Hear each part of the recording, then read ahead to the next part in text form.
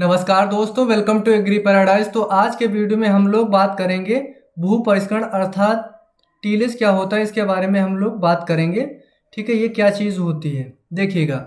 अगर हम भू परिष्करण की बात करें तो आप लोगों ने अपने घरों में गमले में पौधा लगाया होगा। आप पौधा लगाते समय कहीं ना कहीं से मिट्टी खोद के लाएंगे। ठीक है, तो तभी तो वो पौधा लगाएंगे। तो मिट्टी को खोद के लाए तो मिट्टी को उथल पुथल किया ना, तो वही क्या हो जाएगा, भू परिष्करण हो जाएगा। एक और समझते हैं, जैसा कि हम लोग अपने घरों में आंगन में क्या करते हैं, तुलसी का पौधा लगाते हैं। तो उस जगह पे जहाँ पे पौधा लगाएंगे वहाँ पे मिट्टी को खोदते हैं, तो मिट्टी को उथल पुथल करके ही पौधा वहाँ पे लगा सकते हो, तो वो भू परिष्करण कहलाएगा।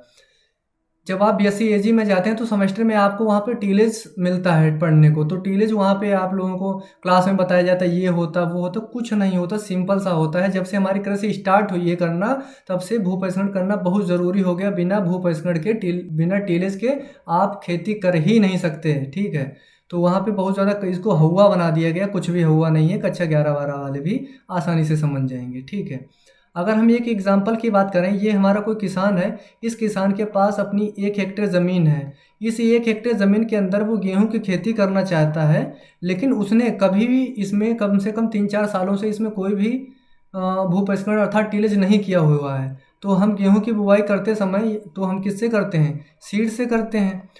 तो जब इसने यहाँ पे भू परिष्करण इस खेत में नहीं किया तो ये भूमि कैसी हो गई, बंजर है, बेकार है। अब यहाँ पे ये सीड्स गेहूं के डालेगा। ठीक है, गेहूं के जब सीड्स डालेगा तो ये सीड्स इसकी ऊपरी सतह पे पड़े रहेंगे और इसको कबूतर या चिड़िया वगैरह खा जाएंगे। हो सकता है एक आध उगाए, लेकिन उगेंगे नहीं, सारे के सारे सीड हमारे कैसे हो जाएंगे, बेकार। अब यही किसान क्या करता है कि यहाँ पे भू परिष्करण करता है अर्थात टीलेज करता है। तो मिट्टी के अंदर डालेगा ना, थोड़ा सा मिट्टी के अंदर सीड को डाल देगा, तो यहाँ पे जब नमी मिलेगी तो सीड सारे के सारे जर्मिनेशन कर जाएंगे अच्छी तरीके से, सारे सीड। तो इसी को, मिट्टी को उथल पुथल करना ही क्या कहलाता है, भू परिष्करण कहलाता है अर्थात टीलेज कहलाता है, कुछ भी नहीं है। इसको इंग्लिश में बना दिया गया physical manipulation of the soil. ठीक है, तो अभी हम समझ जाएंगे ये भी क्या होता है। अगर हम टीलेज की बात करें, टीलेज जो है वो 2 शब्दों से मिलकर बना हुआ है। एंग्लो सेक्शन से ये शब्द लिए गए हैं। वो कौन से वर्ड हैं उनके बारे में जान लेते हैं थोड़ा सा। वो 2 शब्द कौन कौन से हैं, एक आपका है टिलियन, एक शब्द आपका हो जाएगा टिलियन, दूसरा हो जाएगा टिलियन। ये क्या है, टिलियन, दूसरा है टियोलियन। ठीक है, इनका मतलब, दोनों का मतलब होता है टू प्लाउ करना, खेत की जुताई करना। तो इन दोनों का शब्द यही होता है मतलब। तो इसको हम बोल सकते हैं prepare, prepare the soil for seed सो, कि हम खेत को तैयार करके ही उसके अंदर हम सीड को बुवाई कर सकते हैं सीड की। तो उसी को बोला गया है prepare the soil for a seed सो। ठीक है, तो आशा करता हूँ ये बात आप समझ गए होंगे।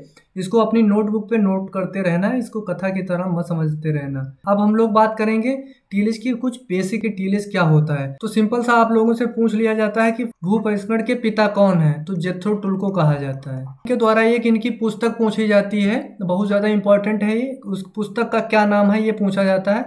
तो हॉर्स होइंग हस्बेंड्री इस पुस्तक का नाम है। हॉर्स होइंग हस्बेंड्री इस पुस्तक का नाम है। ठीक है, ठीक है। इसी पुस्तक के अंदर सबसे पहले सी ड्रिल शब्द मिला था। सी ड्रिल की इन्होंने सी ड्रिल बना लिया था या जो भी है। लेकिन एक बात और समझ लेना कि जो हॉर्स होइंग हस्बेंड्री है ये कैसी है, ये प्राचीन पुस्तक है जेथ्रो टुल की। ऐसे ही मैंने जब सस्य विज्ञान की क्लास आप लोगों के लिए थी तो वहां पे बताया था कि फादर ऑफ एग्रोनॉमी, उनके बारे में बताया था। इनकी एक पुस्तक थी, कौन सी, ओपस रूलियम कामोदरम, ये पुस्तक मैंने बताई थी ना। उस पुस्तक के बाद में सबसे प्राचीन यही हॉर्स होइंग हस्बेंड्री पुस्तक मानी जाती है। वो सबसे प्राचीन है ऐसा कहा जाता है, ओपस रूलियम कामोडरम, जो कि आपकी एग्रोनॉमी की पुस्तक है। तो ये भी याद रखना। ठीक है, अगर हम बात करें इनकी जेथ्रो टुल की, तो जेथ्रो टुल ने क्या किया था, अपनी इसी पुस्तक के अंदर इन्होंने ऐसा लिखा है, इन्होंने लिखा था कि इन्होंने सबसे पहले हॉर्स ड्रोन बना लिया था। हॉर्स ड्रोन, ड्रोन हो बनाया था इन्होंने सबसे पहले। हॉर्स ड्रोन हो के द्वारा इन्होंने खेती की थी, तभी नाम के आधार पे जो हॉर्स ड्रोन हो बनाया था, इसी के आधार पे इस पुस्तक का नाम हॉर्स होइंग हस्बेंड्री पड़ा है। तो आशा करता हूँ ये भी चीज़ आपको समझ में आ गई है। इसको भी आप अपनी पुस्तक पे नोट कर लेना। ये बेसिक चीज़ थी जो आपको समझ में आ ही गई होगी। अब अगर हम इसकी डिफिनेशन अर्थात परिभाषा की बात करें कि टीलेज की डिफिनेशन क्या है, physical manipulation of the soil with tools, क्योंकि हम किसी न किसी यंत्र के द्वारा ही करेंगे, टूल्स या implement to obtain good tilth. अब ये टिल्थ क्या वाला है इसके बारे में अभी हम लोग बात करेंगे अच्छी तरीके से, टिल्थ को भी समझा देंगे। For the better germination and growth of the crops की ग्रोथ को ही। अब देखिएगा यहाँ पे इसने कहा फिजिकल मैनिपुलेशन, मैंने क्या बताया था, मिट्टी को उलट पुलट दो, मतलब कि मिट्टी को उलट पुलट दोगे तो उसी को हम फिजिकल मैनिपुलेशन कहेंगे। ठीक है, किसकी, सॉइल को हम उलट पुलट देंगे। अब किसके द्वारा करेंगे, किसी ना किसी यंत्र के द्वारा ही करेंगे, कल्टीवेटर, हैरो। अब चाहे आप ट्रैक्टर चलित वाला का प्रयोग करिएगा या बैल चलित वाले का प्रयोग करिएगा तो वहाँ पे इम्प्लीमेंट का प्रयोग किया जाएगा। ठीक है, किसके, गुड टिल्थ के लिए, अच्छी एक टिल्थ के लिए। अब टिल्थ क्या है अभी आगे समझा देंगे। फॉर द बेटर जर्मिनेशन, किसकी जर्मिनेशन के लिए, जो सीड डालेंगे मिट्टी के अंदर उसकी जर्मिनेशन के लिए और पौधे की ग्रोथ के लिए। अच्छी तरीके से ये चीज़ आपको समझ में आ गई होगी। अब हम लोग देख लेते हैं टिल्थ क्या चीज़ होती है। ये टिल्थ क्या वाला है, जब अगर हम इसकी बात करें, टिल्थ हम किसको कहते हैं, physical condition of the soil, मृदा की फिजिकल कंडीशन को हम लोग क्या बोलेंगे, टिल्थ। अब क्या होती है कंडीशन, अब चीज़ समझिएगा। ये तीन आप लोगों को इसमें फोटो दिख रही होंगी। अब इसके अंदर देखिएगा, यहाँ पे देखिएगा, ये भी क्या है, टिल्थ है एक, ये भी क्या है, टिल्थ है, ये भी टिल्थ है। ठीक, समझते रहना। अब ये कैसी है, क्योंकि सॉइल जो होती है वो छोटे छोटे कणों से मिलकर बनी होती है, तो इसमें ये कैसी है, फाइन टिल्थ है, फाइन टिल्थ है। ये उससे बड़ी टिल्थ है और ये सबसे बड़ी टिल्थ है, लेकिन है तीनों टिल्थ ही। तो जब हम फिजिकल कंडीशन को देखेंगे तभी हम पता लगा पाएंगे कि ये टिल्थ कितनी अच्छी है, कैसी टिल्थ है। ठीक है, ये भी समझ में आ गया होगा। अगर हम टिल्थ की बात करें तो यहाँ पे चीज़ समझना, जो हमारी टिल्थ होती है indicate two properties of soil, two properties of soil. Soil की दो प्रॉपर्टीज़ को ये इंडिकेट करती है। वो कौन कौन सी हैं आप समझिएगा। सबसे पहले आपकी हो जाएगी साइज ऑफ एग्रीगेट, दूसरी आपकी हो जाएगी वेरिएबिलिटी। अब देखिएगा यहाँ पे चीज़ समझिएगा, साइज ऑफ एग्रीगेट और वेरिएबिलिटी क्या होती है। अगर हम साइज ऑफ एग्रीगेट की बात करें तो यहाँ पे देखिएगा, जो एग्रीगेट क्या होते हैं, जो मृदा होती है उसके कण होते हैं। ठीक, आप लोगों ने अगर थोड़ी बहुत सॉइल साइंस पढ़ी होगी तो सॉइल क्या होती है, तीन चीज़ों से मिलकर बनी होती है, सैंड, सिल्ट, क्ले। किनसे बनी होती है, सैंड, सिल्ट, क्ले से मिलकर बनी होती है। तो ऑर्गेनिक मटेरियल भी होता है, लेकिन मुख्यतः अगर मिट्टी की अगर हम प्रॉपर्टीज़ की बात करें तो उसके अंदर क्या होंगे, सैंड, सिल्ट, क्ले ही पाए जाते हैं। तो ये छोटे छोटे जो आप लोगों को दिख रहा है ये क्या है, ये एग्रीगेट हैं सॉइल के। जितने एग्रीगेट महीन होंगे, छोटे होंगे, वो मृदा हमारी उतनी ही अच्छी मानी जाएगी। यहाँ पे ये बड़े बड़े से दिख रहे हैं, ये भी क्या है, ये एग्रीगेट ही हैं, बड़े बड़े से। और ये जो बड़े बड़े और डेले टाइप के दिख रहे हैं, ये भी सारे के सारे कैसे हैं, ये भी एग्रीगेट हैं। तो इनको हम लोग क्या बोलेंगे, इनको एग्रीगेट बोला जाता है। अगर एग्रीगेट में हम बात करें तो याद रखना, ये एग्रीगेट जो होते हैं सैंड, सिल्ट और क्ले से मिलकर बने होते हैं। आशा करता हूँ ये बात समझ में आ गई होगी। अब वेरिएबिलिटी क्या होती है, अगर हम इसकी बात करें तो इसको तो समझने के लिए आप लोगों को सॉइल साइंस के बारे में थोड़ा बहुत पता होना चाहिए। तो इसको अभी के लिए छोड़ देते हैं, जब हम सॉइल साइंस पढ़ाएंगे तो वहाँ पे बता देंगे, लेकिन थोड़ा सा यहाँ पे जान लीजिएगा क्या होता है वेरिएबिलिटी। वेरिएबिलिटी का मतलब होता है कि जो हमारी मृदा होती है उसके अंदर पोर पाए जाते हैं, कैपिलरी पोर, नॉन कैपिलरी पोर होते हैं। ठीक है, तो वो किस में, वेरिएबिलिटी में आते हैं। एक और साधारण सी भाषा में समझने की कोशिश करते हैं, मिट्टी को जब हम हाथ में लेंगे, उसको दबाएंगे, जो अगर फूट जाएगी, मिट्टी बिखर जाएगी, तो उतनी ही उसकी वेरिएबिलिटी अच्छी होगी।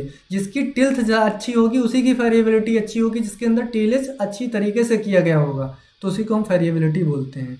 ठीक है, तो ये चीज़ आप लोग देख लेना, जब सॉइल साइंस पढ़ाएंगे तब वहाँ पर समझा दिया जाएगा। फिर हम लोग देख लेते हैं भू परिष्करण के उद्देश्य क्या है। मेन होता है, वो होता है कि सुइटेबल सीड बेड। अब एक चीज़ देखिएगा, यहाँ पे मैंने सीड बेड बना रखी है। ठीक है, ये देखिए एग्जांपल है, यहाँ पे इमेज में देखिएगा सीड बेड। अगर मान लो अगर हम सीड को यहाँ पे डालेंगे, ठीक है, यहाँ पे सीड डालेंगे, ये कैसा है, यहाँ पे अच्छी तरीके से टीलेज किया हुआ है, ये खुली हुई मृदा है, क्योंकि सीड जो होते हैं वो मृदा के अंदर थोड़ा सा अंदर डाले जाते हैं, तभी तो वो जर्मिनेशन हो पाएगा उनका। तो जब हम इसके अंदर डाल देंगे और इसके ऊपर ये मिट्टी को ढक दिया जाएगा तो सीड सारे के सारे जर्मिनेशन हो जाएंगे। तो ये जो बना रहा है एक ट्रैक्टर के द्वारा किसान हमारा, वो क्या बना रहा है, सीड बेड। तो जब अच्छी सा मेन उद्देश्य क्या हो जाएगा, जब अच्छी तरीके से आप सीड बेड बनाएंगे तो उसी को हम लोग क्या बोलेंगे कि इसका मेन उद्देश्य क्या होता है, सीड बेड अच्छी तरीके से बनाना सॉइल के अंदर, उसी को हम लोग क्या बोलेंगे, भू परिष्करण का अच्छा उद्देश्य। और दूसरा ये इम्पॉर्टेंट है, ये भी यहाँ पे टिक लगा लीजिएगा, IMP लिख लो, इम्पॉर्टेंट है खरपतवार नियंत्रण।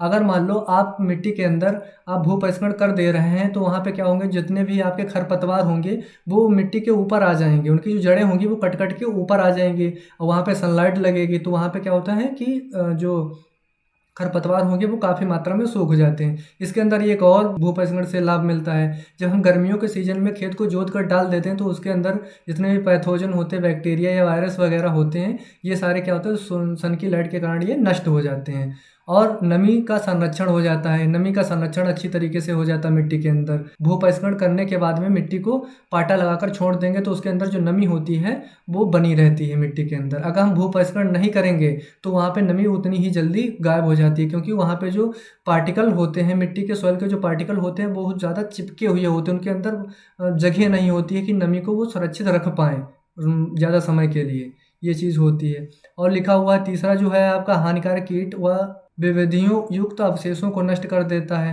वो मिट्टी में रहकर जब सीड डालोगे तो वहाँ से वो बीमारी फैलाते हैं, तो वो सारे के सारे हानिकारक जो कीट होंगे, विधियाँ होंगी, उनके अवशेषों को नष्ट हो जाते हैं। तो आशा करता हूँ चीज़ें आप लोगों को समझ में आई होंगी।